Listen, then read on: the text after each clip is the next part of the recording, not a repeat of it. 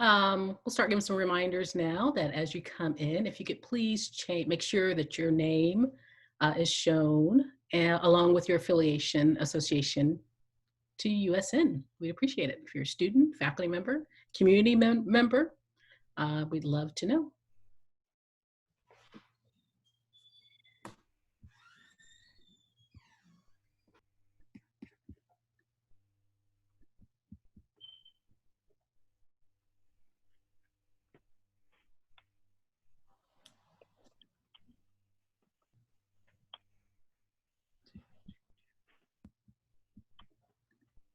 We'll give people a couple more minutes to make their way in.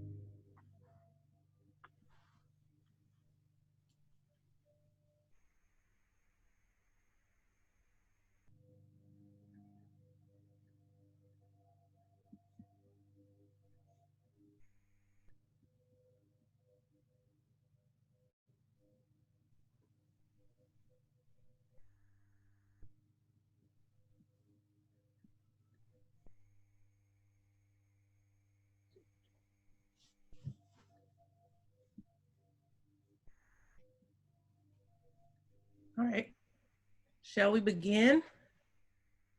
Welcome everyone to, I guess this is installment 3 of our summer salon series. We're so glad you're here joining us tonight for tonight's topic. My name is Nicole Jules. I'm the Dean of Students in the high school.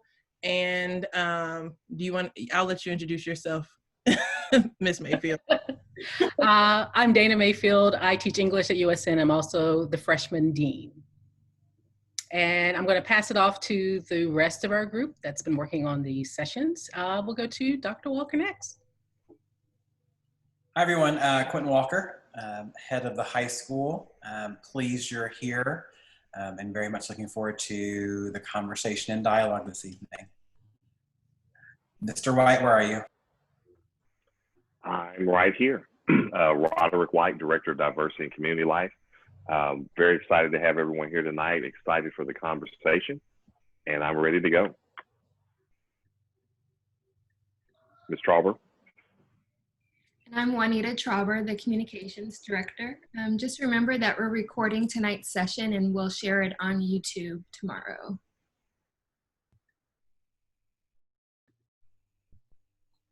All right, so just want to, before we introduce tonight's speakers, just want to reiterate, make sure that you have your name so we can see it and your affiliation, whether it's the year you are right now, whether it's you're an alum and what class you are, community member, parent. That way we kind of will have an idea of who's here. And when we get to the question and answer portion, remember that we're going to prioritize the questions from our current students and alums first, but anyone can put questions in the chat. So we will kind of toggle back and forth between people asking live questions and then people asking questions in the chat. So let's do this. All right, so our first guest is Dr. Rosevelt Noble. And he is what we Vandy alums call, go VU, a triple door because he earned his undergraduate degree, master's degree, and doctoral degree from Vanderbilt. Currently, he is the director of the Bishop Joseph Johnson Black Cultural Center and a senior lecturer in the Department of Sociology. And of course, if you didn't know, he's a USN dad. He's joining us tonight because his research, which has centered around the racial disparities of the American criminal justice system, is an integral part of the conversation around intersectionality in the Black community. So welcome, Dr. Noble. We also have with us, and I have the pleasure of introducing Dr. Jocelyn Imani, who is a third-generation graduate of Fisk University.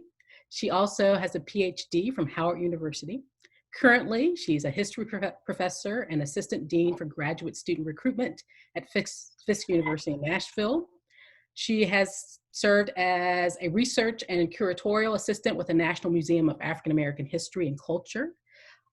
She is a scholar in history, and we have her here today because she definitely has research interests that deal with student engagement, youth engagement, the Black Power movement, and I also believe a graduate of Davidson Academy, correct? So thank you, Dr. Imani, for being here. We are going to, the format for this evening, we're going to have both of our guests speak, giving them a prompt. And then after both of them have spoken for a bit, we will open it up for questions and answers. So given the title of today's session, we'd love to simply hear a bit about your story and how it applies to intersectionality, race, and social discourse. And we'd also like to hear, what do you think is most important for us to remember as we try to be productive, meaningful participants in this moment, in our discourse and in our actions? I'll start us off with a little bit more background about myself. I teach a class at Vanderbilt called Prison Life, where it's a class that I stumbled into. I had no intentions of studying anything involving prisons or the criminal justice system. And it was in an undergraduate class that a professor said something that kind of rubbed me the wrong way. And in the process of wanting to know more about these numbers that he was sprouting off in front of the class, I found myself kind of becoming deeply entrenched with the American prison system and more broadly the criminal justice system. And what I want to talk about briefly today is kind of one of the things that made my dissertation 400 pages when my chair would like for it to have been 100 pages. I spent way too much time researching the criminal justice system, so much so that I actually at one point in time considered doing the dual PhD JD.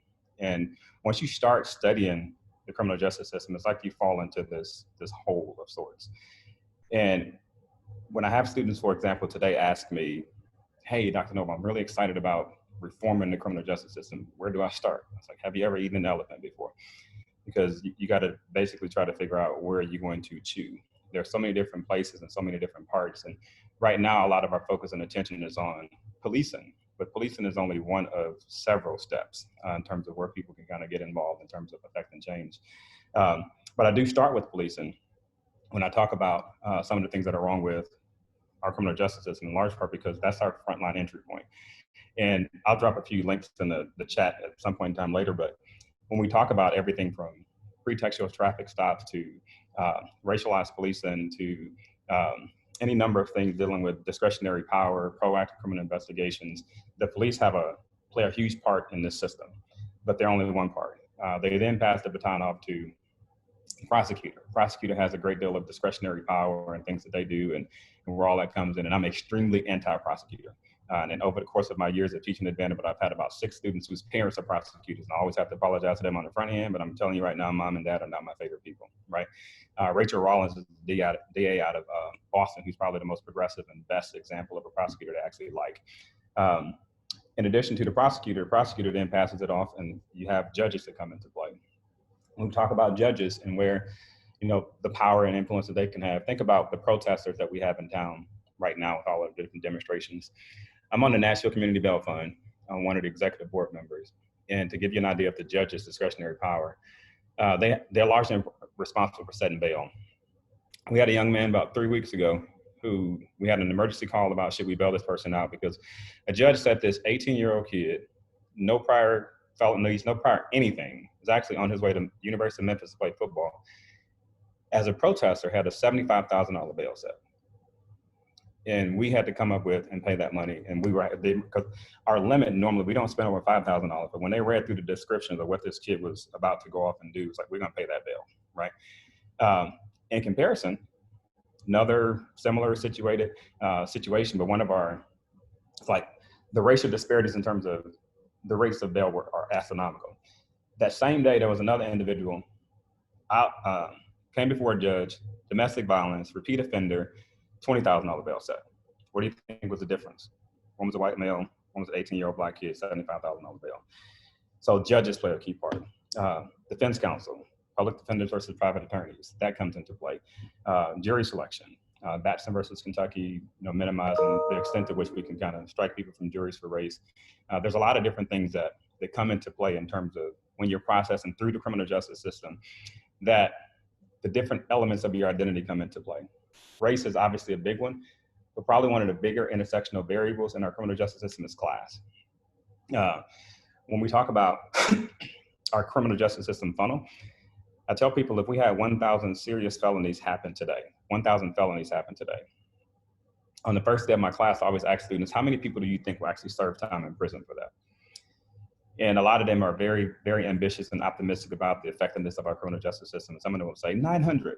It's like, touche, nowhere near that. It's actually about 26 people. If we had 1,000 felonies happen today, 26 people will actually serve time in prison. And what's special about those 26 people, they're black and brown, they're poor, they have all these different identity markers that they share in common. So I tell people, how do you get to that point? Class is probably one of the biggest factors. So I deal with a lot of different elements of intersection and processing through the criminal justice system, but I also deal with it when I take off my professor hat and put on my staff hat. And my staff hat, in dealing with it as a director of the Black Cultural Center. The director of the Black Cultural Center at Vanderbilt, a place much like USN, where we have a tremendous diversity of what it even means to be a Black student on our campus. So for me, the intersection of work doesn't stop just from the context of the classroom. It magnifies 12,000 times once I put on that director of the Black Cultural Center hat. Because there I will tell you, I have students who are at Vanderbilt on Opportunity Vanderbilt scholarships where parents will live in check to check, stress as stress can be. I may have another Black kid who's all four grandparents are physicians, mom and dads are physicians. They can write a check bigger than anybody else at Vanderbilt. I have Black kids at Vanderbilt who identify as Republican. I have LGBTQI. So I have to program and create a space and place for all of these different identities and all these different elements of what it means to be Black and all these different intersections of what it means to be Black, and including, don't get me started on the African and the Caribbean and the African American. Common misconception, especially among some of my white colleagues, is that they all get along. Newsflash, they don't all get along.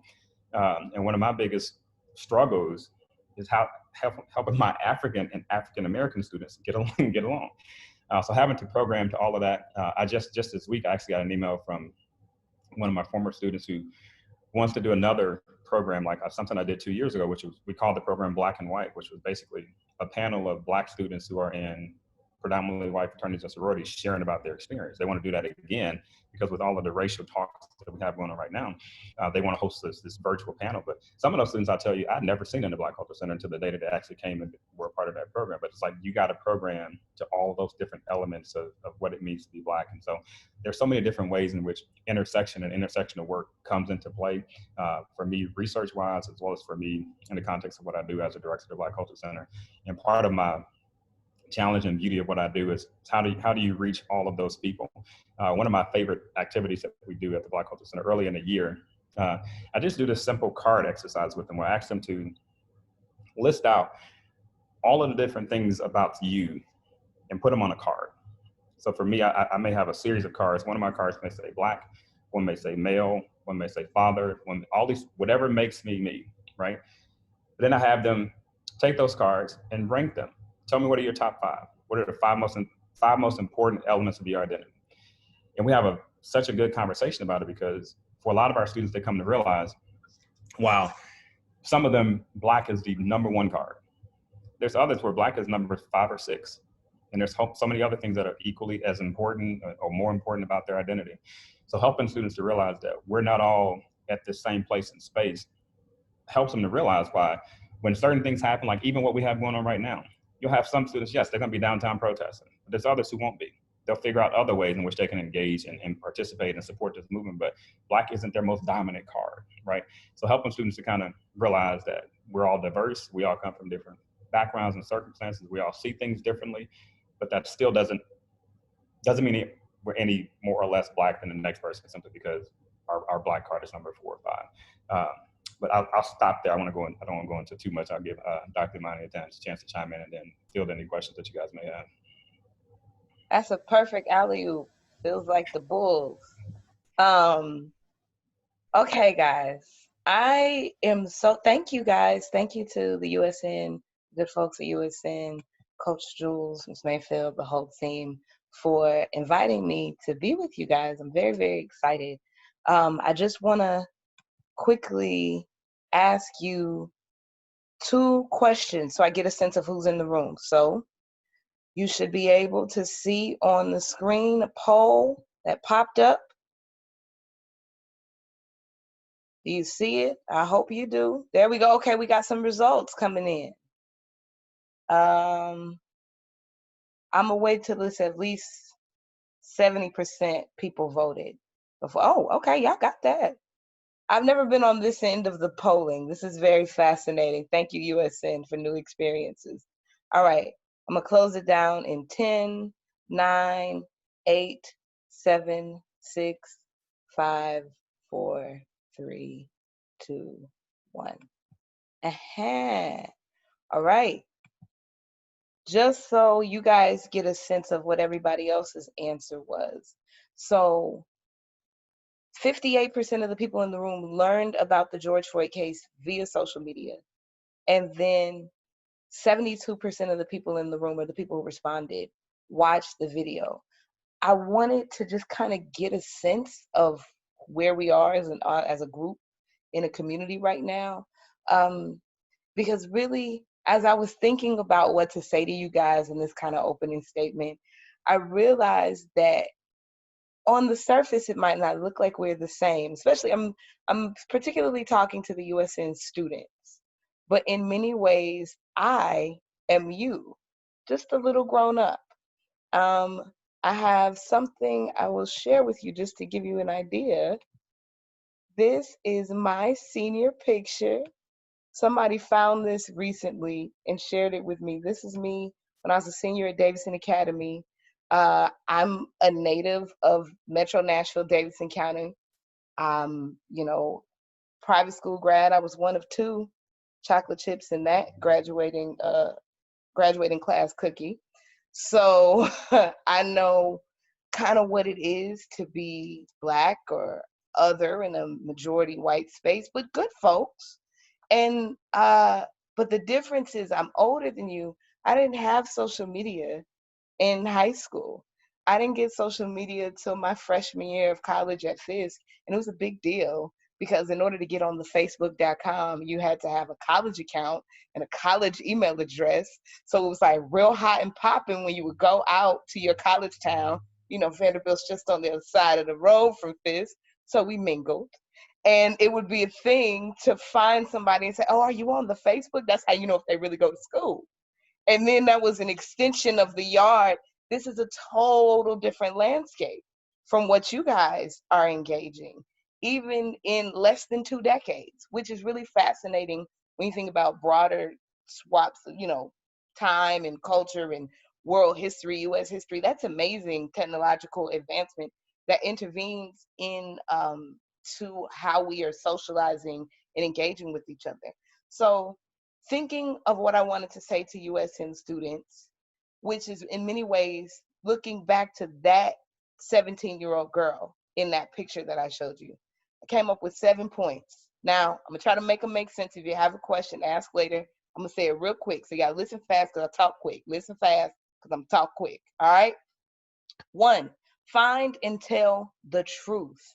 You must study to show yourselves approved, guys. You must read things. Read everything from everybody. You will never, ever in your life have this much time to read.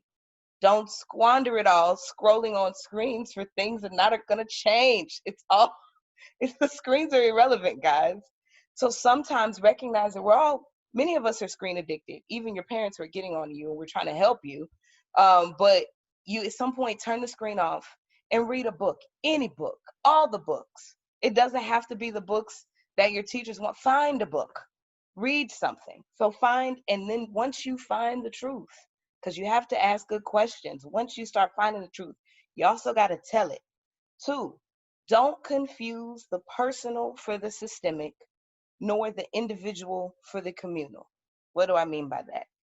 privilege is a funny word that's getting thrown around all in these days. And I remember being in college and hearing a young African-American girl explain to me that, I'm paraphrasing, this was many moons ago, but basically she was trying to explain that like systemic racism wasn't as bad because her dad was a vice president at Walmart and they lived in Cordova, a nice suburb of Memphis, and she went to private school and she had nice things and she lived a good life. And I would agree with her that that one young lady did live a life of relative privilege. Her individual relative privilege does not negate the systemic issues coming from white supremacy, capitalism, imperialism, so on and so forth. So don't confuse when you experience or when you see individual personal privilege for systemic privilege and vice versa. Similarly, don't confuse the individual for the communal, meaning your goals. I have a phrase between a couple of my friends and I, we talk about meet a week. Basically, any goal that you have for yourself, oh, I want to make $150,000 this year. Elevate it to a communal goal instead of I want to make for me $150,000. What about I want to facilitate the philanthropic efforts resulting in $500,000 being given away in pursuit of a communal goal that centers other people besides yourself? Chances are you'll make your little 150, right? Quiet the noise. Guys, the social media is loud. If you find me on Twitter, the pinned tweet is that every time I come on Twitter, I feel like the old lady in the club, like, oh my God, it's so loud in here. I don't want to be in here no more. So catch me on Instagram because I can take the pictures. It's a lot of people yelling their opinions into the void. Never mind if they've read anything to substantiate these opinions, if they've worked in any field, if they have any contact with any of the people that they're talking about, they're just yelling into the void. Turn that down. And that goes for around you in the world too. For the people of color, racism is a distraction. Toni Morrison said that, like, and there's a really great quote. I'll find it and send it if they want to share it later. But Toni Morrison talked about how like racism is a distraction that sometimes keeps you from your real work. And when you quiet it down, get to your divine work, that is useful. But then the other thing for people of color and others, look for the language of othering, right? When you start hearing people talk about them and they and our and us and we and always and never and all and most, people like them, et cetera, that's keywords that probably somebody is othering somebody else and making them not human. Let's see. Separate I did a bad thing versus I'm a bad person. I won't explain that in the like of time. Figure out your personal values, like whether you're talking about personal boundaries, what you stand for, what you believe in. Read the Four Agreements. That's a great book. Think about those kind of, who are you going to be? Now is the time where you're really deciding for yourselves, who am I? And I tell you, don't rush this as an addendum. Don't rush being in high school. You think you want to be grown, you don't. You don't want to pay for things. Things in your name sucks, okay? Everybody adult will tell you, things in your name is trash, right? So in that time, take the time right now to decide who you're going to be, because decisions as you get older have higher stakes. And you wonder, did I make the right decision? Did I not? You will have probably, stakes are high, you'll probably have at least one sleepless night where you worry. But what makes you sleep better is when you know what?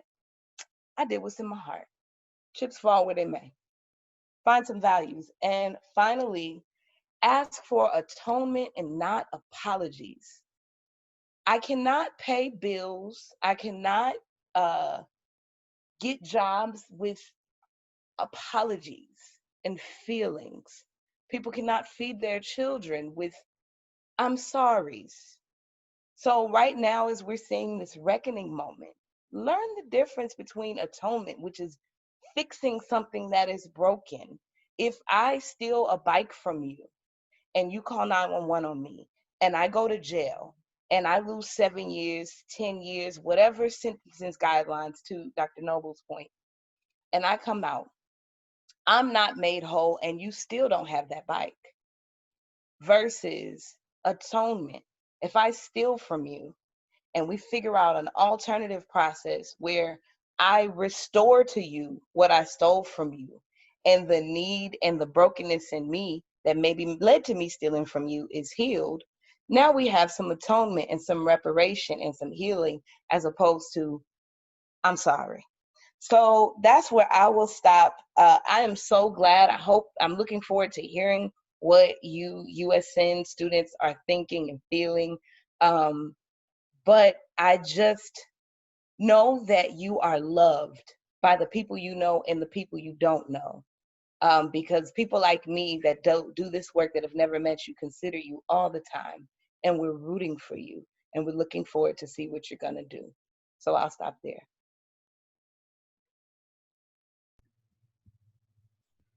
Okay, now we're going to open it up for questions for either of our speakers. You're welcome to put those questions in the chat function, but we definitely want to make sure that we are prioritizing our students, young alumni, and we'll probably ask you students after, if you put them in the chat, to talk too. So any questions?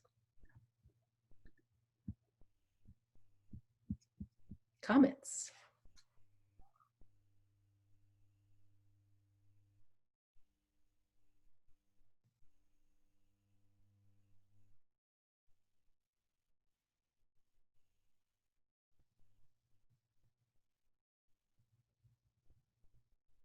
I see so many students on my screen and I'm tempted to just start calling on you.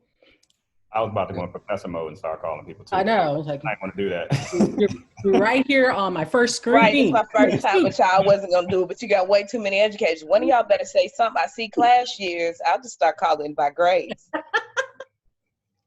So I'm going to ask a question because I have a feeling others have it. Dr. Imani, you gave us 7 points, I believe, right? I was trying to take notes. I know I missed a few, probably 4 and 5 and 6.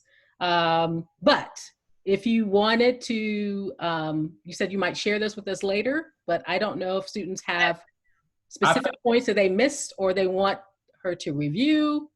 I got him in the chat, Miss Mayfield. You got him in the chat? All right, Dr. Walker. There we go. You're getting Miss Moore. Oh, because you know what? I was getting stuff down. And you know what? I think I might have, you listen, I was talking so fast, I can't even read my own handwriting. Did I tell y'all to be human beings? Did I tell y'all that part? Because the last piece, sorry, as you're developing yourself with that point of self-development, like, this is the time to have some fun and be young people. So be human, like dance and sing a song and eat food and have experiences and ask questions and go be with other people and be to yourself. Think about your little cousin, little brother, baby friend, some little precious child in your life that you love and you're rooting for their development and you dote on them and you want to protect them and you also want to show them the cool, fun things. Be that adult to yourself. And that will let you, like, you will live a good life. You will live, I want you to live good lives.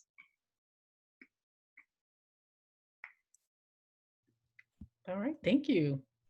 It looks like there are a few questions. Jude, did you have a question or comment? yeah, I'm just trying to get it like phrased out a little bit, but I could go for it, I guess. Okay, so this is for like Dr. Noble, just about bail bonds.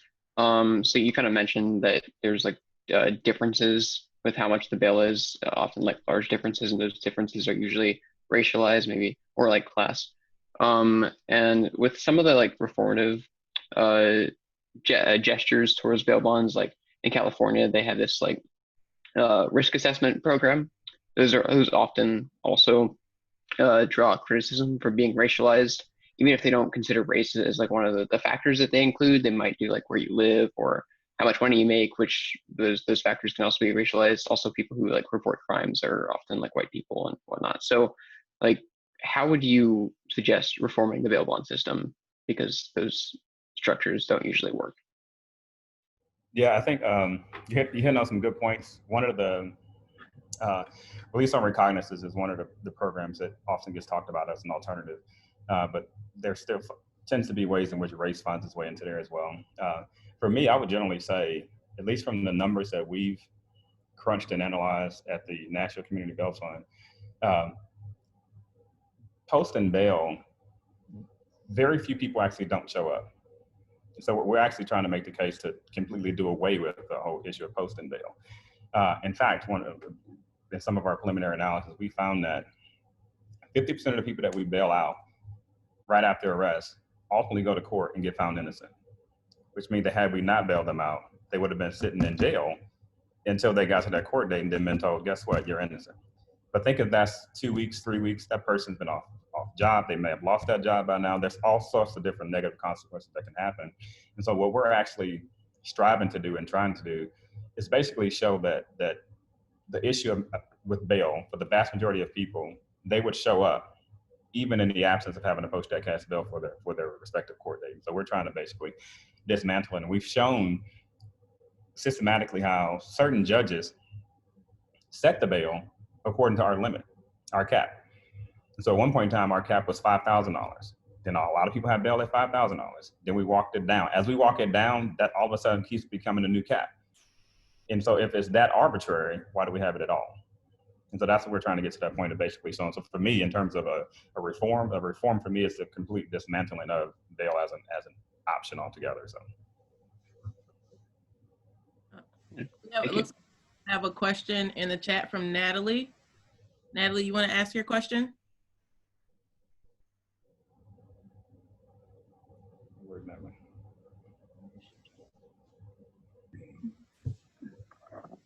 So one of the 4 agreements is to not take things personally.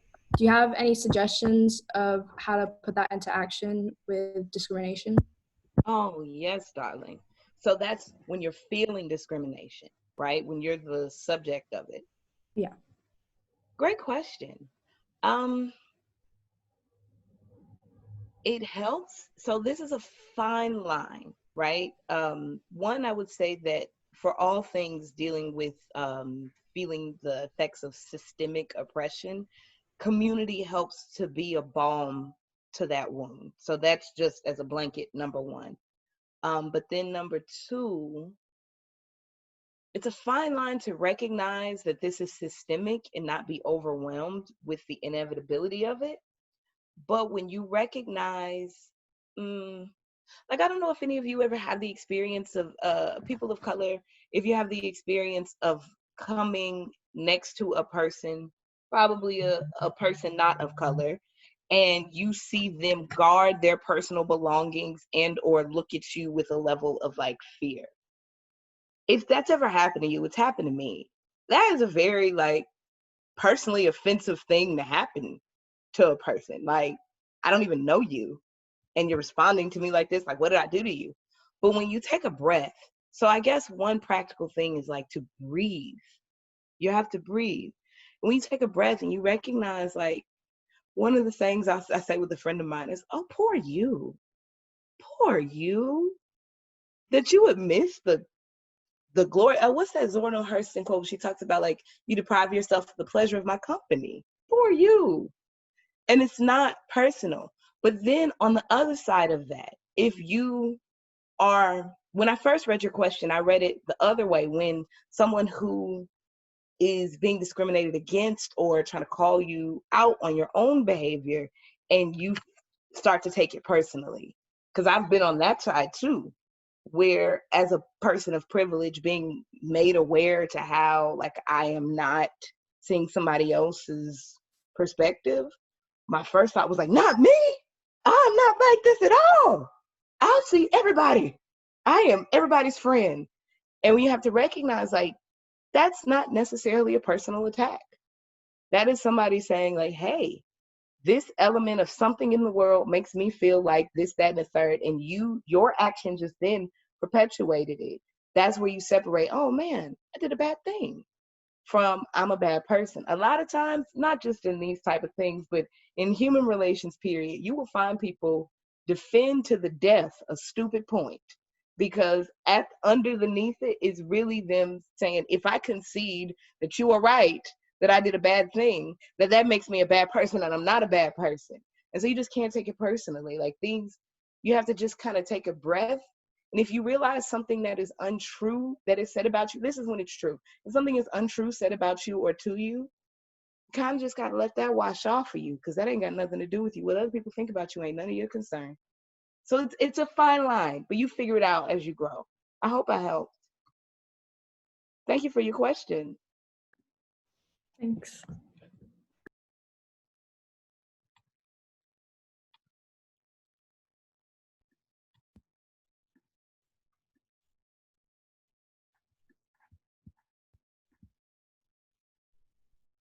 Other questions? I see USN class of 22 is here. Listen, it's a whole bunch of, okay. You want to ask that question? Hi, yeah, this is, I think, to Dr. Noble. So Jude Warren and I, last year, we wrote a bill on eliminating cash bail. So just as context, most of the research only turned up like the connections between race and class and not much as gender or mental illnesses. So I guess my question is in the chat. How do you think the system could be reformed to address those issues and create frameworks for the intersectionalities, and what? Let me read your question real quick.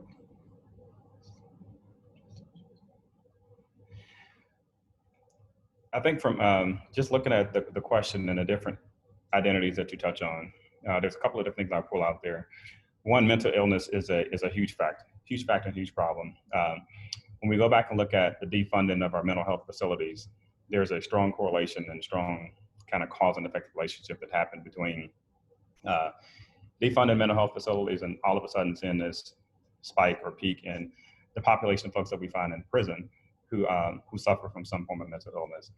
So obviously, I think one of the first things we have to do is do a better job of getting people in treatment on the outside as opposed to the prison environment, because the prison environment is one place where for some people who come in with mental illness, that only gets exacerbated by the conditions of confinement and things of that nature. You don't get the proper treatment. Everything is overly leaned towards medication.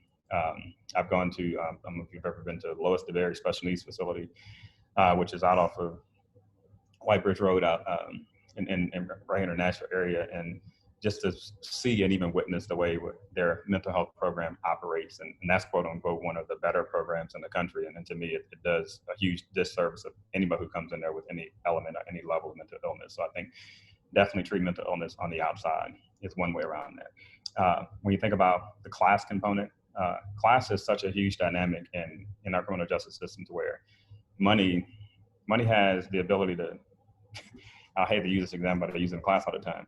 Money is how OJ got off in his first trial.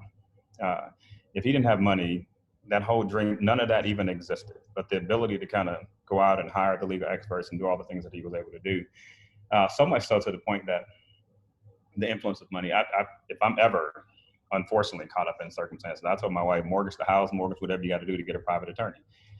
Private attorney versus public defenders. Not all private attorneys are equal, but I've seen way too many people who the outcome of their case is drastically different. And when I take my class to Riverbend, and when we go to Riverbend, and we always go to Unit 2, which is the death row unit, and we'll talk to a couple of inmates in the death row unit. Then we'll go over to what they call the low side. And on the low side of Riverbend, we've had situations where we walked in on inmates in the middle of a yoga class before. It's that stark of a difference in terms of what you may see on the high side versus the low side. Now, I have a student that inevitably will say, well, these people clearly must not have done anything that bad because they're over here in a yoga class. I'm telling them the difference between, I guarantee you, somebody in this yoga class and this downward dog or namaste doing whatever, they may have killed 3 people. The guy you saw on death row only killed 1 person, public defender, private attorney. That's where money comes in. That's where class comes in. Class is one of the biggest factors in why people get siphoned out of that system.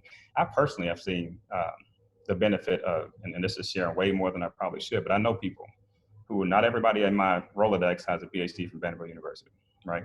I have a family friend who at one point in time was unfortunately caught up in a drug situation, who his mom called me, even though I'm not an attorney, it's like, hey, what should we do? I said, first thing you want to do, get a private attorney. Now, I'll jump to the end of the story, but this person should have done 25 years in federal prison. With a private attorney, he did 90 days in the boot camp. That's the difference between a public defender and a private attorney. And so class come in, that's largely class-based. So to me, there's initiatives like there's a SJI, Choosing Justice Initiative, that Dawn Deemer, who here in Nashville is a former public defender, she branched out and started this where she wants to kind of give alternative options for those who cannot afford their own attorney. And what she's trying to do is put together, and she's done quite successfully so far. If I go before a judge and I don't have the money to afford a private attorney, and I may get appointed a public defender, she steps in and say, hey, I'll take that case. And she's going to give me kind of that same private attorney look and feel and attention to my case, which in some cases can be all the difference between me doing 10 years versus a year or doing time at all. So we have to figure out ways in which there's several different points where class determines how far your case can move into the system. And unfortunately, without like blowing up and eradicating like the whole thing, like to me, to try and just fix one part of it is just putting a Band-Aid on a system that to me just completely needs to be blown up and reimagine, re-envision. So class, mental illness, what's the other one that you mentioned in there? Gender. Gender, I will say, this is one that I think we've made some progress as far as for people of color when it comes to gender. When I was a student and I took the prison life class, women of color were the fastest growing population in prison. However, over the last 15 years, especially with Black women, it was actually come down significantly. The fastest growing population among women in prison is actually white women and Hispanic women. Black women has come down substantially. But in terms of the ways in which we go about and how we treat and view women in prison, a lot of this goes back to the same thing as far as class, or the same thing as even mental illness. We don't do enough in terms of the outside social service, wraparound services. We don't do enough fleshing out the connection between education, between employment, between community structures, and between families. We don't do enough connecting between all of those different dots to realize how all of that influences and plays a part in who we find and what we find at that prison system. And so going back to Dr. Imani's point about, if you stole a bike and how you respond to that, you can drastically set this person on a whole different course. If we did a better job in these outside social wraparound services, a person stealing a bike, that person would never even make it into the system. We'd kind of figure out what is it that's causing you to do this? Because in some cases, it may be simply the need to survive. I can't eat. I'm trying to just get money. I'm trying to do something to kind of feed myself. So a lot of times we got to step back and try to identify what are the symptoms that are causing this person to do whatever it is they're doing. Then how do we better treat that? And that's where we're going even in our next phase of development with the National Community Bail Fund. It's not enough to just simply bail somebody out. We can do that all day. We can bail people out all day.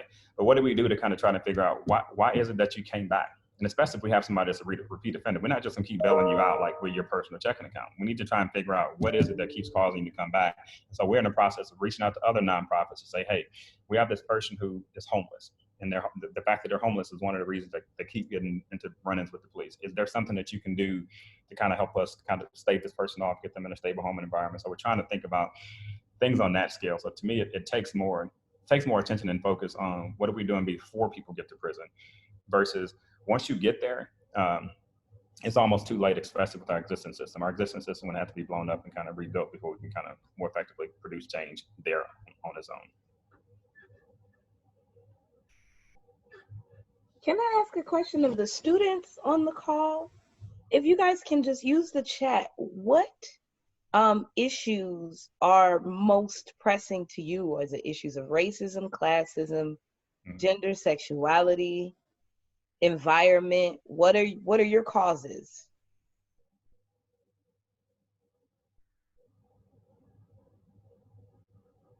And it doesn't have to be perfect words, just words we can begin to understand. Okay, come through, freshman. Yes. I'm assuming that Xavier saw the news about Core Civic and how Core Civic is basically put in their 90-day notice. That was nice to see and hear. It's about 20 years too late, 30 years too late, but we'll take it. Come on, some more causes. Don't be shy.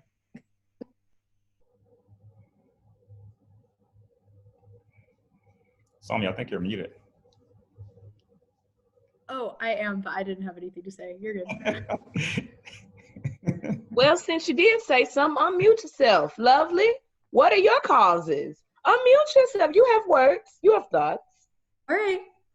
So I am really active in the school's GSA. So What's sexuality GSA? is very important.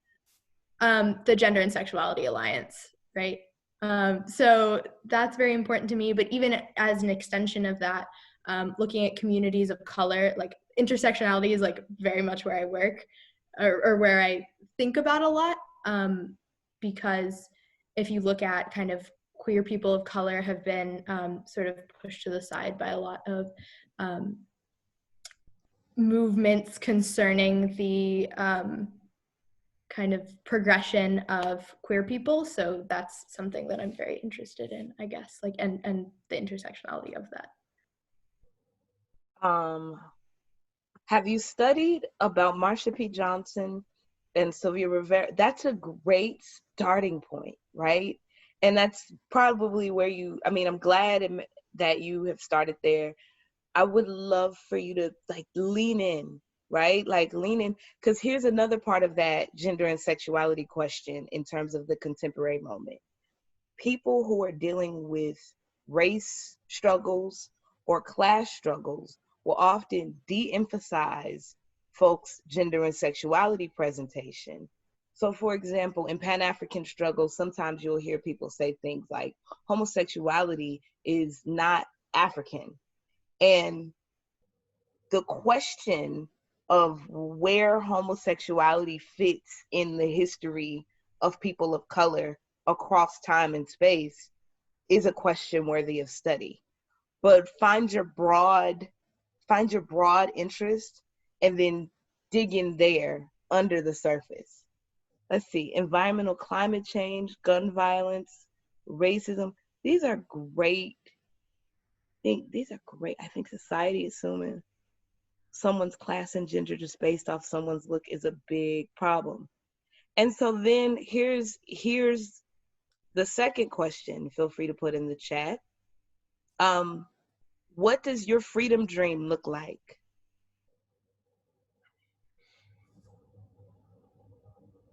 And this might not be something you answer right now, but like, what does your freedom dream look like?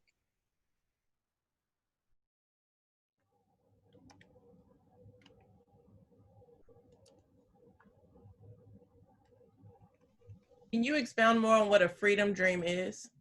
Sure. So there's a book I actually have to reread again. Robin D.G. Kelley wrote a book called Freedom Dreams that I remember when I read it in grad school, that I had a strongly averse, I think just because I was super much more militant than I am now and very rigid. It's like, dreams? We ain't got time to be dreaming. We need to be working. We need to get free. I had no space for dreams, right? But one thing I'm noticing in the moment, now keep in mind, I aged myself a bit and said, like, I got social media my freshman year of college. So as somebody who's watched the shift in the way social media has played in our personal conversation, in our interpersonal relationships, in our communal and world conversation, it's still very astounding to me to watch serious news outlets report quotes from social media. How strange is it to see people citing a Twitter account as a source? But I'm old enough to watch that transformation. So for me now, what I have picked up on in that shift is that people are very good at articulating what they don't like and what they don't want and the things that they hate. They're not really good at saying what it looks like when you win. And I remember being in graduate school and there's an article by this man named James Clifford. It's about diaspora. It's about like the making of a diaspora. And it was really interesting to me because it basically, the term diaspora comes out of the Jewish diaspora. It's now more broadly applied to the African diaspora.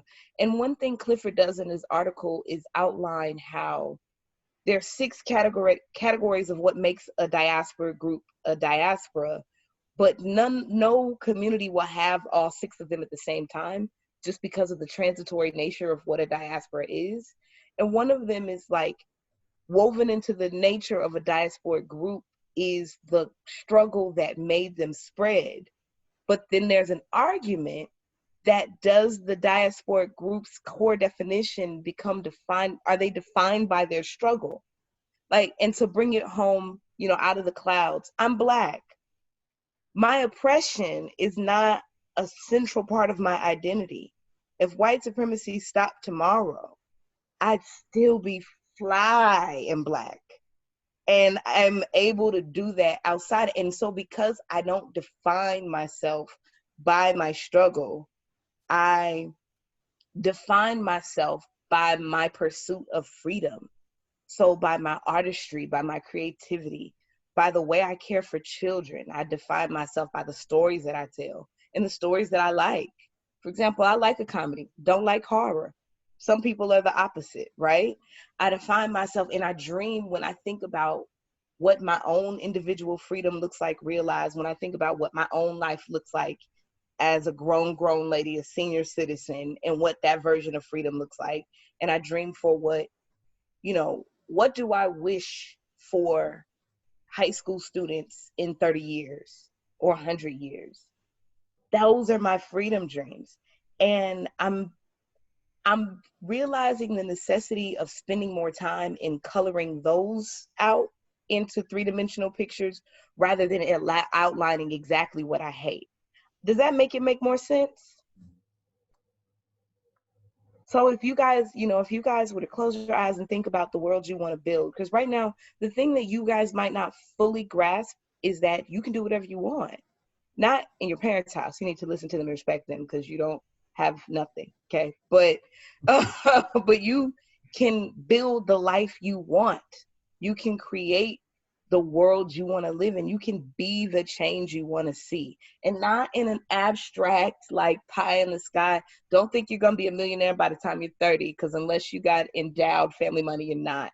But not in a capitalist kind of imperialist consumer dream, but in terms of like building the beloved community, building the world, being kind to people, doing the things that are in your sphere, you can do that. So I want for you guys to really think about it, I hope that makes sense. I'd add to that too, just from a parent perspective in terms of what I see a lot at Vanderbilt with like college age kids, and I live in a freshman dorm, so I see a lot of first year students. One of the things that I think in the era or context of getting students to dream about what does their freedom dream look like, what does their even college experience look like, which is kind of in the same vein to an extent what I try to push them towards. I always tell them, like, don't let the constraints and limitations of your parents' dream or ability to dream hamper you. And so many students, when they first come here, they're the byproducts that everything about them is largely what's been put in them from their parents. And so I would just maybe a challenge or even a statement to the parents. Don't let like whatever constraints or wherever you've settled at in terms of your level of dreaming, your child's level is so much higher. And this is where when I put on my own dad hat, my first grader, the way she sees the world and the way she interacts with the world is there's a song that says, in my daughter's eyes, I see the future. I see all of the things that I wish I could see, because she sees stuff in a whole different plane and level, because as adults, we've sometimes been jaded. We're too much of a product of how we've been raised, how we've been socialized. And my job, and I have to check myself sometimes, is to not let my jading and my own walk and growth journey taint her vision and taint her ability to dream. And so as students, I'd say, don't let the limitations of mom and dad's dreams hold you back. I love when I have students that will come back at Thanksgiving break and like, Dr. Noble, I got into the biggest fight with my parents about yada, yada, yada. It's like, that's growth, that's progress. That means that you're learning to think for yourself. You're learning to dream for yourself. You're no longer constrained by what they told you or how they told you to interact, how they told you to embrace with people and so forth. So for me, I say that from the parents as well as the students. That's a word of advice on both ends, like dream big. And while you're dreaming, there was a question about what did you hope to learn tonight, or what did you wish you would have heard? What brought you to this conversation? Because the title is very long and it's very wordy. And if you didn't like find one word out of there that's like, yes, I'm gonna go because of that. Like, what brought you here? And based off of that, did you get what you needed?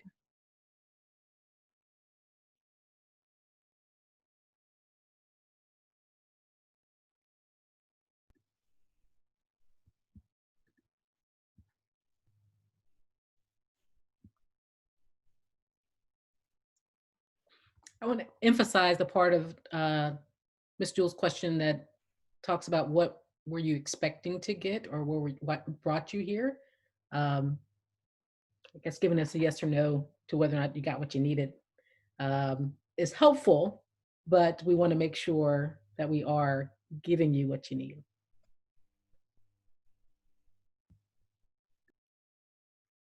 We got one freedom dream in the chat. Ainsley, do you want to say that, or you just want us to read it?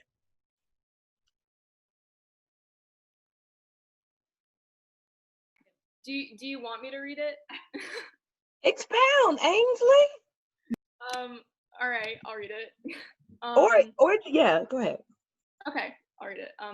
My freedom dream is that we all live in a society in which we are celebrated for our differences, but not represented differently because of them. We're all driven by happiness for all rather than happiness for just ourselves. We strive for communal harmony instead of competition between societies. I guess that's the obvious answer to the question, but it's something that we are so far away from. And for us right now, it is just a dream. Woo! Well, let me, I love that. Was that your mama? Was that your mama? Hey, mama! Mama! You got a smart girl! Let me ask you, Ainsley, so here's where I will push you. Because it's not necessarily a dream. There's ways you can realize freedom in very small, fleeting ways, right? So, because I love celebrating differences. I love stumbling on, it's weird right now in the pandemic, but I used to love stumbling into cultural experiences that are not mine, not to be an observer or like a person in a zoo or something like that, not in that creepy way, but like as a person. Like once I stumbled upon a Ukrainian festival driving down the road in Maryland one day. I just saw tents. I like a festival. I like tents and music. So what is this? It was a Ukrainian festival. I ate all that potato stuff. It was a whole bunch of dishes with spices that I don't care for. But I spent the afternoon asking questions and learning the culture and meeting people and just taking some time to have a different experience. You get to do that. Like Nashville is such a wonderful city and it's so full. Drive down Nolensville Road, you'll find at least 5 different languages being spoken from one end to the next. And go and like ask questions, spend some time in the language, because that's how you practically learn it, you know? But that's awesome. It's not as far away as you think. We have some responses in the chat. Jack, do you want to read yours? And then Sonia, I'm definitely going to ask you. Yeah, sure. I'm glad I came because I want to learn more about BLM, but I also learned a lot more than that. I learned about how to think differently than your family, make your own opinions, and look at the world in your own eyes, not just your parents or friends.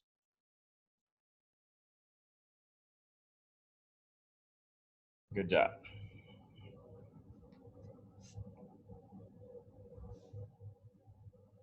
You're muted, Sonia. Oh, okay. I wasn't sure if I should go. So thinking about the ideas of intersectionality, and especially how I interact with the GSA and everything, we talk a lot about the importance of people of color in within the queer liberation movements. So kind of an important question for me is how do we teach history in an inclusive way while still kind of looking to the future and using ideas of the past to kind of influence the way that we see the way that we should move forward and things like that. Yeah.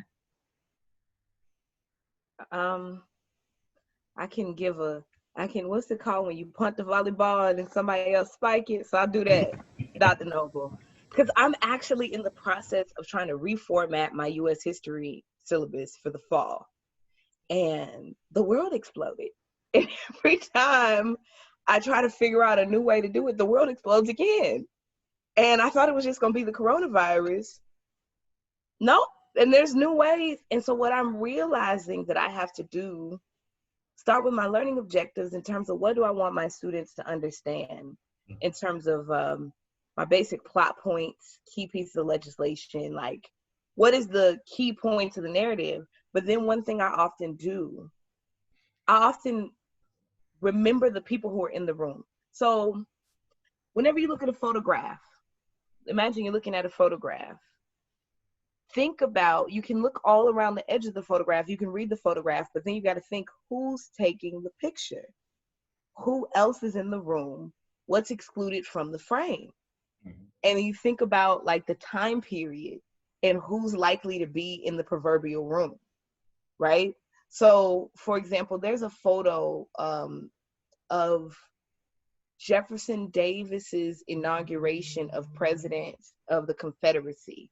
It's might be on the Namak site. It might be somebody else's photo because it's in the From Slavery to Freedom. It's in the first gallery of the history galleries of the Smithsonian National Museum, African American History and Culture.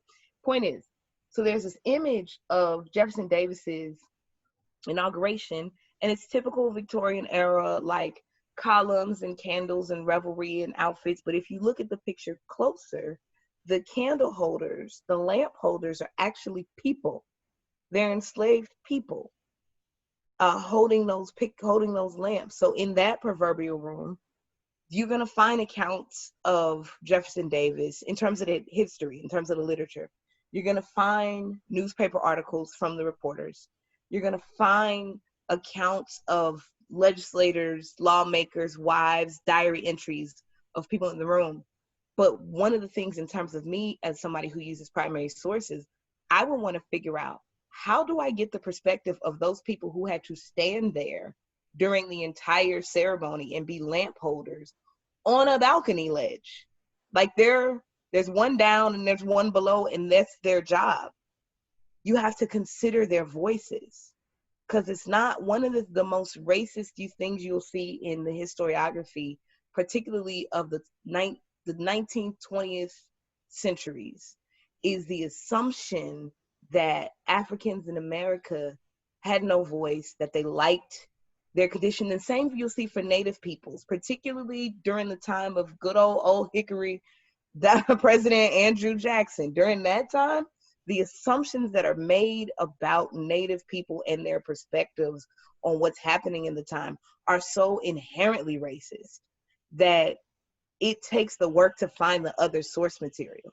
So really, it's like find those voices of other people in the room and try to figure out what they are, and then you have to listen. But that requires a little bit of primary source material searching. Yes, I think it made sense. With that, like, pass to Dr. Noble. I certainly would agree that there's a lot of times where you have to ask yourself, who am I not seeing? Who am I not hearing? And not only who am I not reading about historically, but whose experiences am I completely not even in tune with?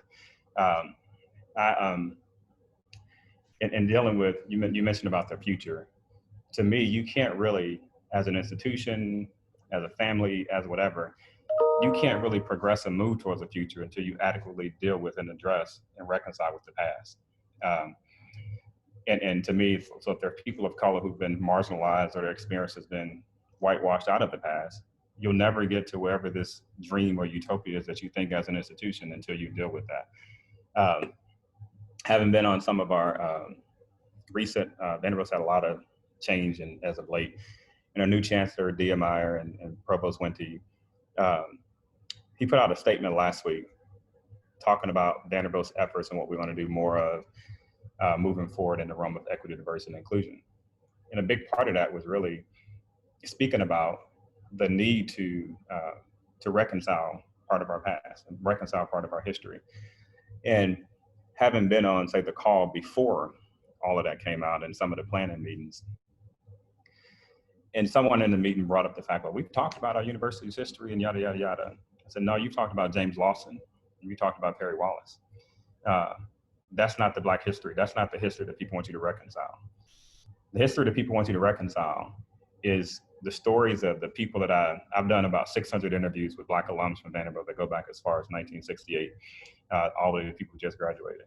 So these are the things people want you to reconcile. They want you to reconcile the fact that you let Kappa Alpha Order hold a program called Old South Day all the way into the mid-90s, where you let people dress up in Confederate soldier uniforms and ride horses around campus So imagine what a Black kid from New York who comes out of their dorm on a Saturday morning, they see Confederate soldiers basically riding through campus. That's the history they want you to reconcile. The history they want you to reconcile is a history where the chair of your board of trust was also the chair of the board of trust of an Alabama country club that wouldn't let Tiger Woods play because they had policies against Black people playing on their court. That's the history they want you to reconcile. And so getting them to realize that, like, it's not the whitewashed version of history. You got to go back and dealing with primary source material. Primary source materials, you talk to the people who are actually there. You hear their experience, you hear their stories. So now all of a sudden there's this rejuvenated energy to go back and talk to all these people, right? So I think it's important that you always be mindful of who's not there. And it takes a certain level of humbling in the sense that the folks who think they know it all got to realize, I don't know it all. And there are blind spots. Everybody has blind spots. And for a really good, effective leader, recognizes and knows that I don't know everything, but how do I strategically position myself and position people around me who can cover my blind spots to make sure that 10, 15 years from now, I'm not walking blindly and people's not looking back at my account of what I did and say, how didn't somebody tell them? How did they not see that? I'll give you an example of just one for me. As a director of the Black Culture Center, when I first came into that space, it was largely known as a hyper-masculine, African-American. It had a lot of different stereotypes about it. And I learned that because I took the time to talk to students and figure out what are the perceptions of this place. And so if I want to change that, one of the first things that I did, one of my first student hires was a transgender male to female student who I said, Maxine, look, I want you to be the person on my shoulder. If I ever say or do anything that's offensive to trans community, I want you to, even though I'm Dr. Noble, you have the ability and authority to come in my office and tell me that was offensive. And I'm a little old school, so I have a habit of saying, yes, ma'am, no, ma'am, yes, sir, no, sir to people. And I kept saying, thank you, sir, and they corrected me on that one time and I never did it again. But you got to be willing to kind of position yourself to where all of the people that you're supposed to represent and reflect, they have voices at the table. And so to me, like my student workers, my staff, they all, even though, we're all Black, there's something special and unique about their Blackness that brings them to the table to make sure that all of those voices are covered. So as a school, as a director, as a chancellor, as a head of school, your job is to make sure that you have all those voices accounted for so that, nobody's been left out of the narrative. When the story is told 10, 15 years from now, it ultimately help to push you further along because you made sure that you account for all those different voices. So to me, it is important that you stop and step back and say, who's not at the table? And I will tell you though, once you turn on that lens, sometimes that becomes very tiring because you can't turn it off. You see it everywhere. And I've even seen it in my own Black male privilege. I know I have a certain amount of privilege that some of my Black female sisters don't have. And I've been in situations where I'm like, wait a minute, it's a lot of Black men here. Why do we not have this voice represented and so forth? So a lot of times once you turn it on, you can't turn it off. But that's ultimately what I think we have to have to move to that dream state of what we all think we want. So. And to that point, and I want to make sure I break in case there's something else we need to pivot to, but I just want to mention, like, healing isn't easy. There's a reason a lot of people choose to just float around and be mediocre. Like it's not because they're bad people. It's just hard. And when you recognize white supremacy, capitalism, sexism, misogyny, transphobia, xenophobia, these things are, imagine this is a tea that we've all been steeped in. And so the process of seeing the other side of your own privilege is hard. It's really, really hard. I mean, in the case of people who may have marginalized identities, part of that is when you grow and you become more intersectional in your perspective, you realize some of the same people that may have helped you in one area, for example, one of your Pan-African teachers might also be like really xenophobic toward immigrants or like really misogynistic toward women. And that's heartbreaking. And so you also have to learn to be able to hold two things at the same time. Like, I love my mom, but also she has several racist beliefs. And those can exist in the same world. And it's heartbreaking. I love me. So for example, I joke with this. It's important to name things. I joke with my friends, but I say I'm a little bit sexist because I don't never want to take out the trash. Like never in life. Like never. So and I recognize that if I'm currently unmarried, if I get married, that's going to be one of the negotiations we have to have. Hey, say, brother, I never want to take out the trash. I know it's sexist. I know I can do it. I know I've done it all these years by myself. I just don't want to. But I have to acknowledge that there's some gender conditioning in that. And that's a minor example. Imagine when we're talking about major examples. So, you know, you also have to hold yourself accountable, but it's a process. It's a process. And it's one that you may keep getting awarenesses. I mean, once you take, what's it, red pill, blue pill? I never remember which is which, but when you take them, you done took it. I like that you brought up privilege too, because I always, I hate when people talk about privilege strictly in the context of white privilege. I try to inform our students all the time that everybody has privilege. And the quicker you can recognize that, the quicker you can be an ally to other people who don't have the privilege that you have. I had a conversation with a colleague who traveled in town today, and I told her, I said, look, my kids have 2 parents who have 3 doctoral degrees between the 2 of them. My kids have privilege. And part of my job is to make sure that they understand how to use that privilege for the betterment of whatever this dream or utopia that they want to build. But I hate when people talk about privilege strictly in the context of white privilege, because I think that sets up, especially in the context of group discussions, it sets up people to be in a very defensive mode. So I typically start off those kind of conversations with, I want you to tell me about all the things that you can do, that you can imagine or that you've experienced that you know other people can't do. And quickly students start to realize, like, I have a tremendous amount of privilege. So yeah, I love when we open up privilege discussions.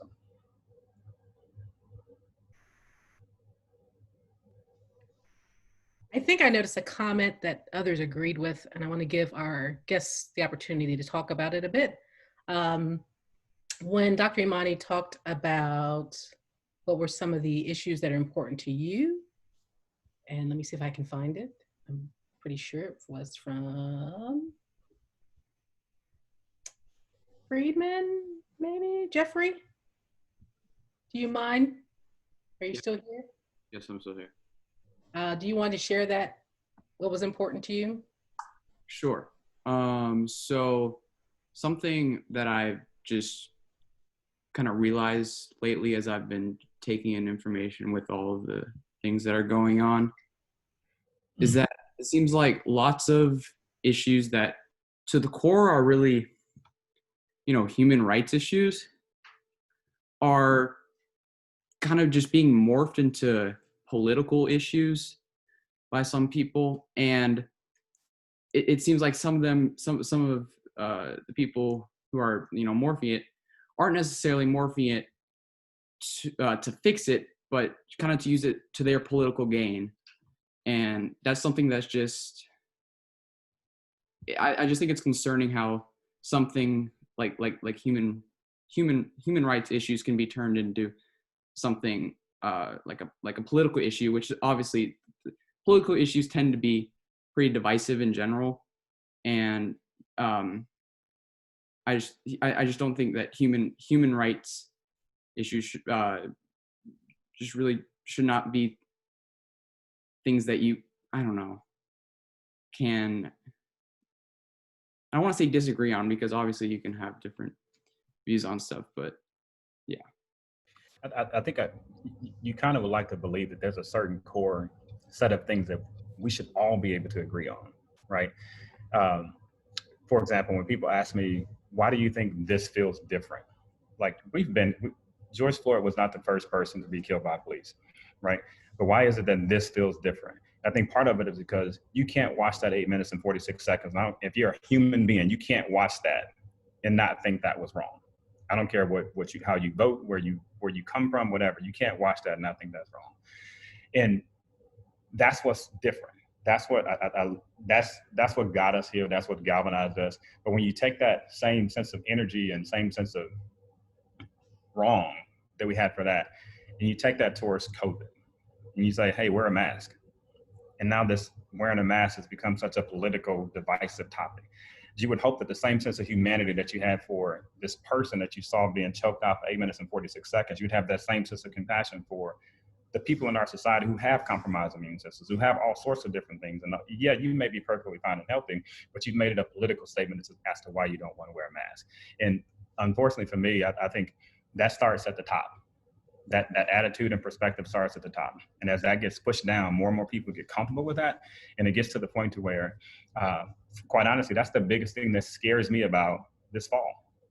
Being here on this campus, I know we have some students that will come back in very charged in political fashion. I'm not wearing a mask. And so how do you deal with that? And it's unfortunate that we haven't necessarily got there with something as like, that's the example that came to mind when you were speaking about wearing a mask for COVID, that we politicized that. I want to, and I want to get to Brother Walker's extension, but let me just say two things. One, whenever I hear the word politics or political, I'm always reminded of Neely Fuller Jr.'s definition, and like his work is dense, and it is. I'm gonna put a link to his website in the book. Read the book. It's a dense book. But one of the things that he says is that politics is anytime two people are having a conversation. And so it's another way to think about politics. All of it is political. Everything is political. So be wary of, at times, because people don't think that everything is political, there are things that are actually political that people are trying to take out of a realm. And there are things, to your point, what you're saying, that are like, being seen as just personal choice, that are inherently, like, if you dig under it, there's a lot of politics, right? To that point of co-opting, though. So the best thing, I'm gonna put another link in the chat, the best thing that I have ever read on gender is in this book. Sophia Bakari's The War Before, she has an article called On Sexism Within the Black Panther Party. And the reason that she writes this article, this is following, so the Black Panther Party existed from 66 to roughly 71, 72, 73, depending on what chapter you're looking in, and so on and so forth. Early 70s, really 6 years. Entirely everything that you know about the Black Panther Party for self-defense is 6 years.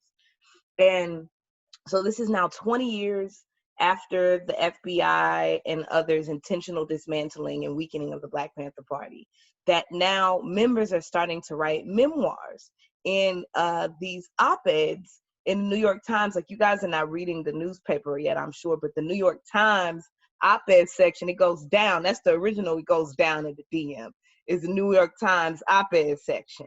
And so Elaine Brown, who one point was the chairwoman of the party, writes a book called, why am I losing the name of that book? I can see it as black and red. Google it, that's her book. But she writes her book, and David Hilliard, who's another party member, writes his book. And then Alice Walker, who's a feminist author, writes this response. And this is all documented. New York Times, it's like 91, 92. And Sophia Bakari, who's a political prisoner, who was a member of the New York chapter of the Black Panther Party, writes this essay in response, because in her view, Alice Walker essentially co-opts and appropriates some analysis of the Black Panther Party toward her own feminist goals, therefore taking it out of its proper context. Because to your point, and I lost the young man who was just talking, was it Jack? Precious face, and do like I do at church, Angel, love muffin. But you know, to your point, people will co-opt your thing for their movement, right? The people who are really waging large-scale political warfare, like the people who really do this game, do it well. And there are people who are kind of looking for the moment.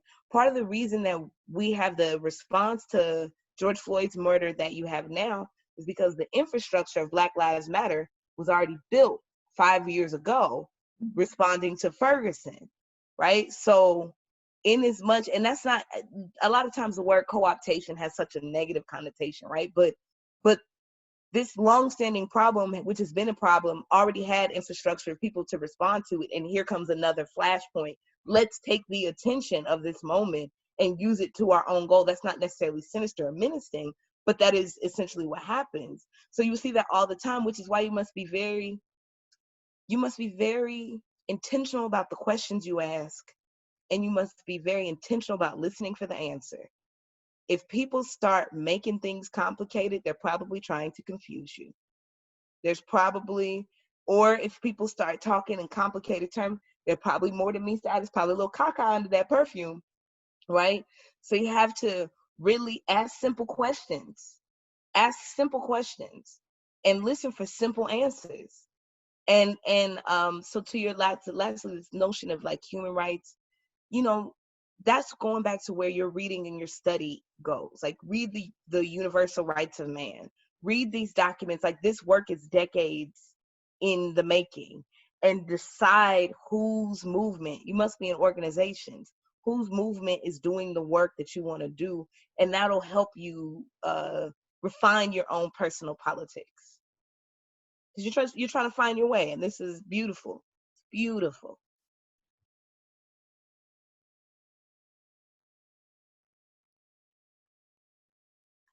Brother Rosevelt, do you want to comment on the piece in the chat?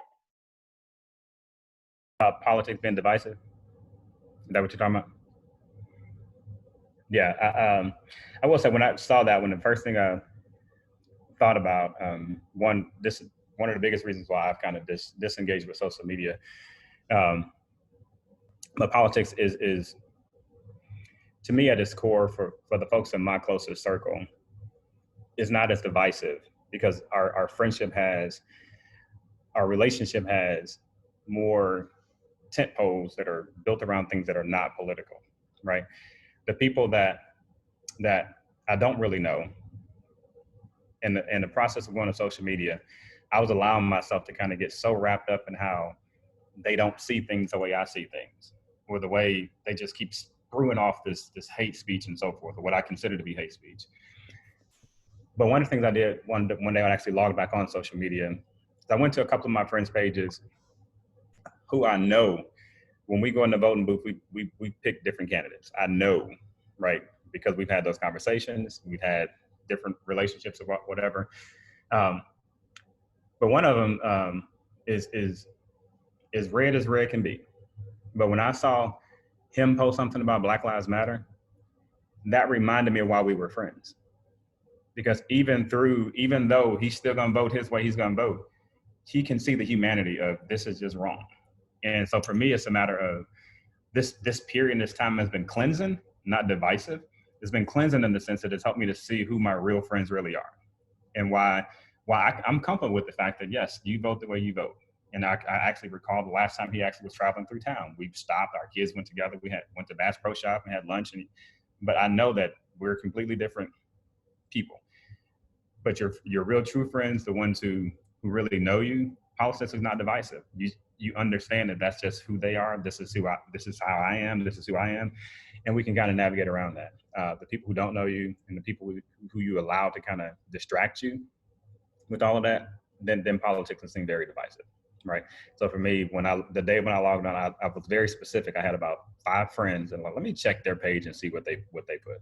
And that was the comfort and the reward that I needed, and I logged right back off.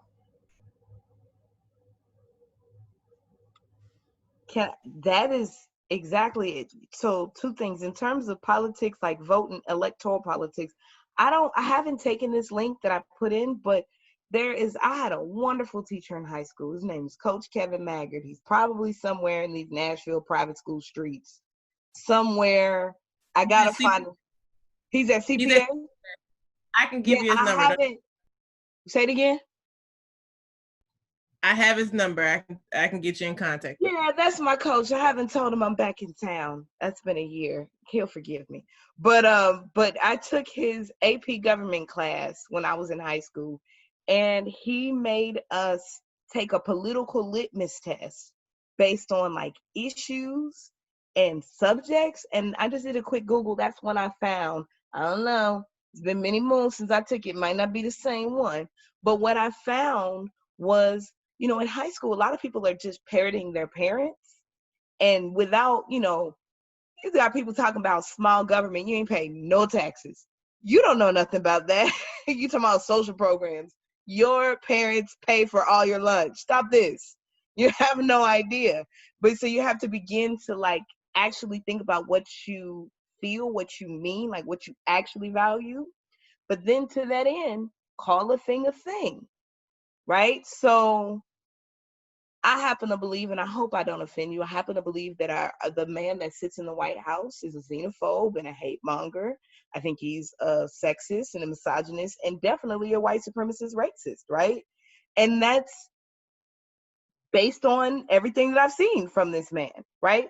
There are people in the world who value his economic strategy, who value his foreign policy rhetoric more than what he has said about women or people of color or how he has treated Native groups. And for them, his fiscal and foreign policy platform is the juice is worth the squeeze. We'll deal with that. And that's fair. But if we are to be in community with each other, ain't gotta be friends.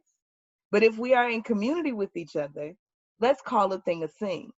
Don't deny that he's a misogynist and a xenophobe because you like his fiscal policies. Just say what it is, that you think his fiscal policy is more valuable, that you just don't think that's important. And then we know where we stand, right?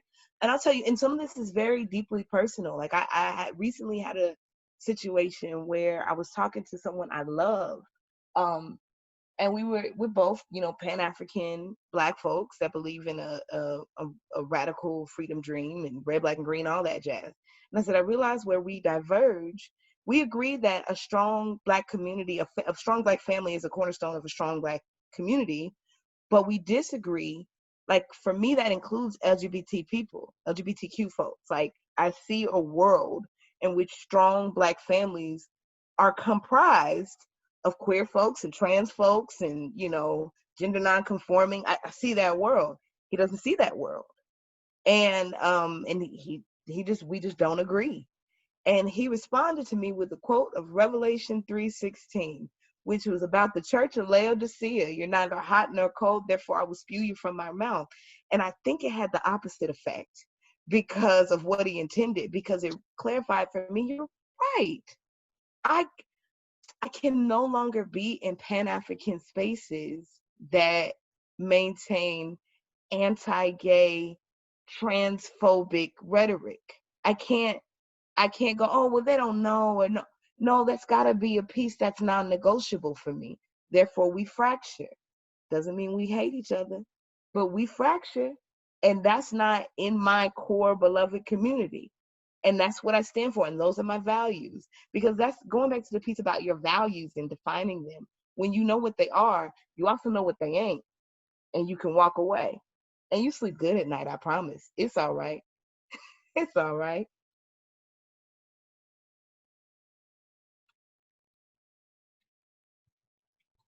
Any other questions, comments, thoughts? Throw them out here. I know we have some faculty folks in here too. If you have something you want to throw out in the chat, feel free.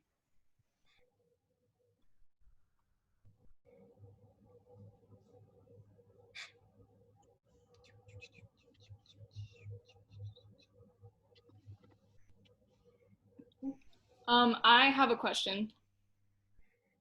All right, this was covered a little bit, but I just wanted to know from either of the speakers, what you think the best way is to address when someone else that you know, like someone that's particularly close, like a friend or a family member, who is being like blatantly racist or homophobic or anything like that, and like you call them out on it and they continue to say those things, and like they just never choose to learn it, they never choose to change. Like what's the best way to address it? Like should you continue to confront them or just let them continue to believe that and just let them be how they are? That can be very frustrating if you continue to confront them for you. They may actually take pleasure in it, but you also got to understand, like, you and your new age enlightenment, you're not going to change somebody that's been thinking a certain way for 50 or 60 years in a conversation.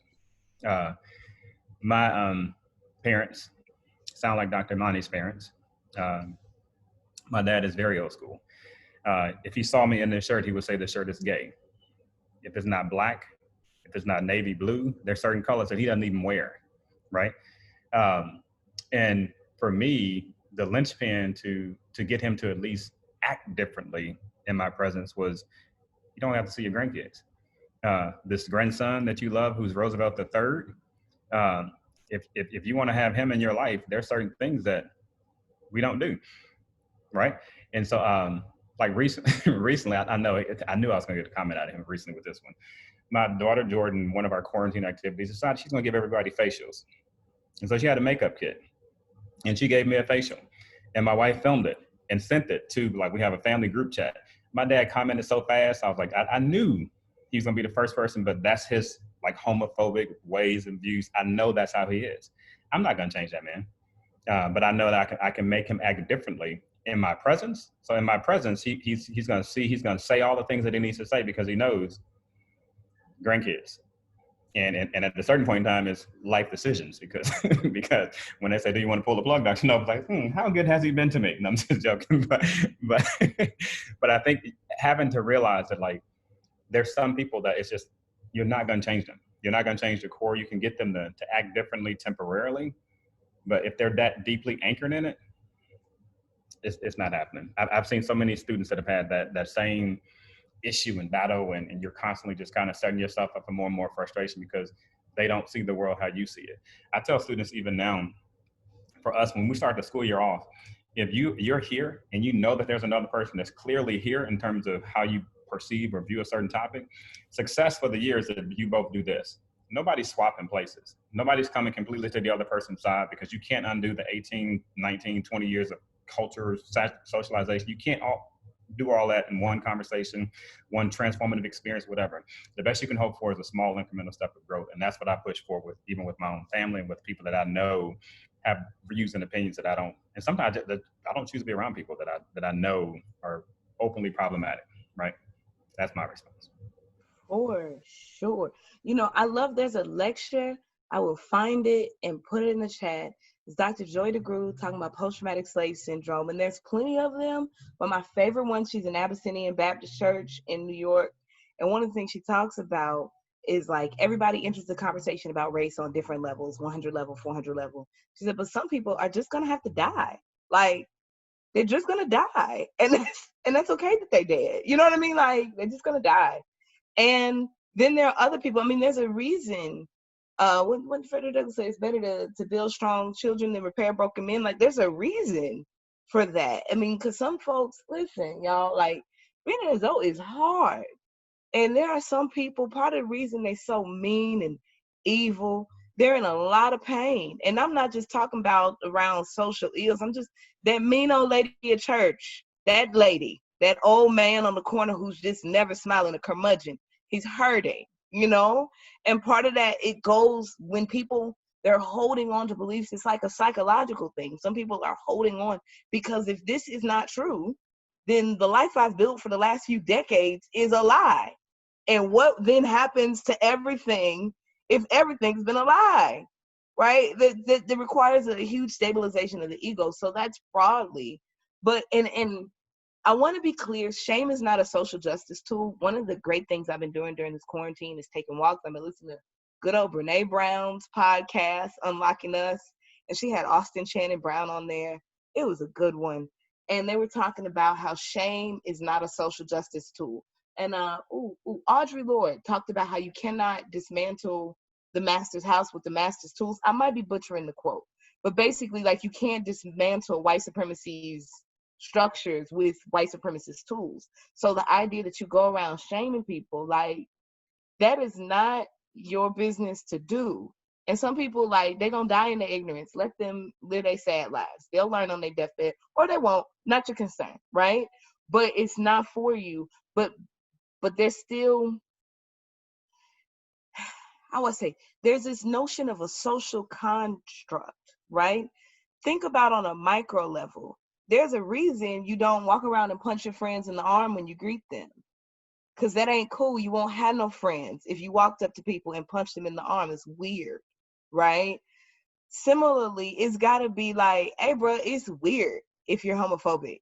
Like, it's weird if you're racist. Like, why are you doing that? And it's got to feel uncomfortable socially. Got to be like, oh man, you ain't gonna have no friends if you keep walking around saying sexist jokes. That's lame. You know what I mean? And so there is, especially in your age group, you guys can decide. Because all of you, here's the secret, all of you are insecure. None of you know it. Because some of you look really cool. Some of y'all look at each other. I mean, there's at least one girl who's like a cheerleader or an athlete, and she got a car, and her hair is super cute, and her clothes are good. And so people are like, oh yeah, she got to get, she don't know what she's doing. She don't know what she's about to do with her life next. She's confused. She writes in her journal like, dear God, it's me, Margaret. Can you hear me? Similarly, the jock, the cool guy, the guy that the artistic person, they don't know. None of you know. And so you're in a perfect time to decide first within yourself what your values are, second within your friend group. Like, and y'all can decide within the 3, 4, 5 of y'all, like, it's lame if you're disrespectful to adults, if you're rude to children, if you're homophobic or transphobic or racist, and you can decide, and you can make it uncool. So to that person, like, because there's another good quote, I'm about to paraphrase it, and I'll leave you with this. It's like, be yourself, and the people who belong in your life will come in your life and stay. Don't chase people. Like, because chances are there's some of you guys who will be friends for the rest of your lives, and then some of you people, the people in this chat, you will see them in 25 years and be like, what's your name?